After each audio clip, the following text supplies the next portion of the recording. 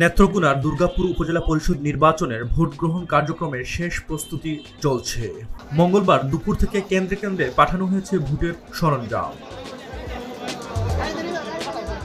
উপজেলা পরিষদ হলরুম থেকে বিতরণ করা এসব সরঞ্জাম প্রতিটি কেন্দ্রের প্রিসাইডিং কর্মকর্তারা এসে বুঝে নিয়ে গেছে। তারপর পুলিশ পাহারায় নিয়ে যাওয়া হয় নির্ধারিত কেন্দ্রে।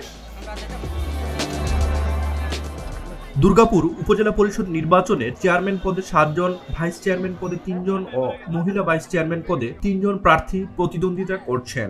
দুর্গাপুর উপজেলা নির্বাচন কর্মকর্তা ও সহকারী রিটার্নিং কর্মকর্তা তপন চন্দ্র শীল জানান, সুষ্ঠু ও স্বতঃস্ফূর্তভাবে নির্বাচন অনুষ্ঠানের লক্ষ্যে সব ধরনের প্রস্তুতি নেওয়া হয়েছে।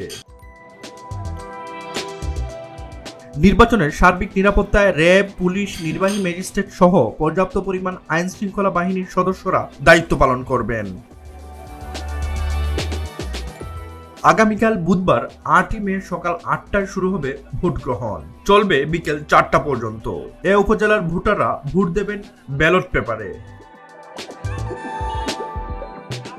দুর্গাপুর উপজেলায় মোট ভোট কেন্দ্রের সংখ্যা 61টি, আর ভোটার রয়েছেন 1,99,470 জন, যাদের মধ্যে পুরুষ ভোটারের সংখ্যা 1,06,96 জন আর নারী ভোটার আছেন 98,773 জন। এই উপজেলায় হিজড়া ভোটারের সংখ্যা 1টি।